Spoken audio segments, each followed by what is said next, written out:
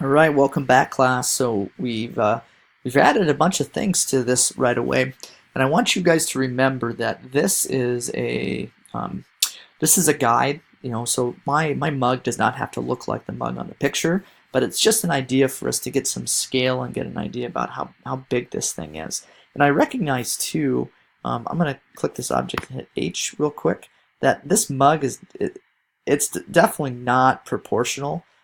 You can see that this thing has been tilted towards me, so it's not the scale that exactly that it needs to be. So I'm going to hit Option H, and I recognize that. I think that's something for you guys to kind of figure out as things go on here. What I want to think about doing next is I want to think about maybe getting the shape to look a little bit better. I notice that this thing kind of drags down and then it really kind of curves in at the bottom. I don't have the ability to create a curve unless I add another point in here. And what I need to do to add another kind of point in here is add something called a loop cut. And so I'm going to do a loop cut. I'm going to hit Control R, and you're going to see this purple object that comes up, this line. So I'm going to click, and once I click, I can move it down. And what I'm going to do is I'm going to move this thing down to where I kind of start seeing this thing start to really taper. And so it certainly starts to really taper kind of right here. And what we'll notice is that that's really close to this spot. And so I'm just going to put that right there, which that looks kind of cool. And then from here, I'm going to scale this. I'm going to make this wider. Wow, that looks pretty good. And I'm also going to add another loop cut just so I can do it. I'm going to hit Control R here, and then I'm going to add basically the bottom geometry of my donut. So I'm going to click here. I'm going to scale that out just a little bit wider. And the reason I did that is because this is going to create the kind of face for the bottom part of my mug handle to basically go in. And I'm going to repeat that process at the top, except I haven't made this thing quite tall enough, but that's okay. I can just kind of guess here. So I'll hit Control R, and I'm going to click, and I can see that there's a little space from the top, so I'm going to make sure I keep that. And I'm going to hit Control R again, and I'm going to basically make that. Good. So what I have is I have the ability to potentially connect this face, and I'll go to face select, which is down here. I can basically take this face and then basically eventually connect it to this face. That's really what I want to do. I can see a face right here, though. I know you guys can't see it. I have to zoom. There's a face that exists right here. I'll hit 1 again. I can hardly see it because that looks like that is, I'll hit 7 to get to a top view. That face appears to be almost exactly in line with with this red axis right here, the x-axis.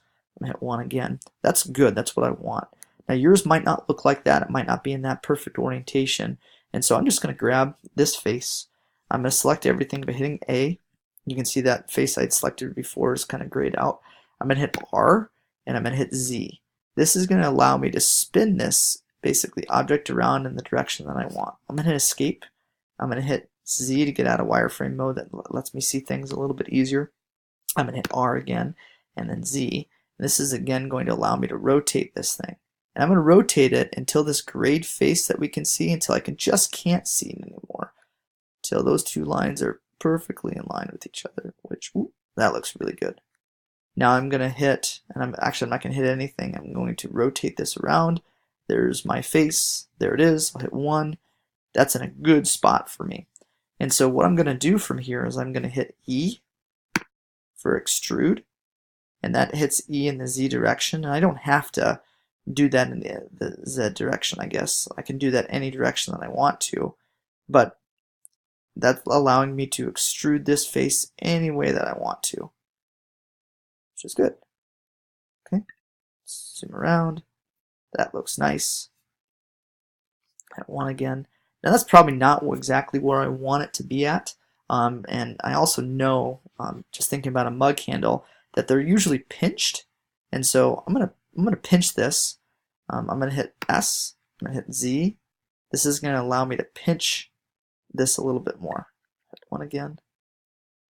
That looks okay. Hit 1 again. And then from here, now I'm just gonna basically start creating the curve. So I'll hit extrude. Again, that extrudes that out along a line. I don't really want that, so I'll hit the X to allow me to freely extrude this. And that's probably the right way to describe it. And then I'm going to hit R to rotate it, and then E, get that out of there. And again, this does not have to be perfect. E, R, E, R, E. And I'm just going to kind of keep on working.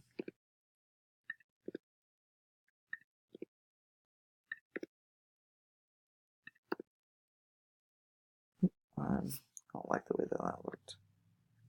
Rotate that face again.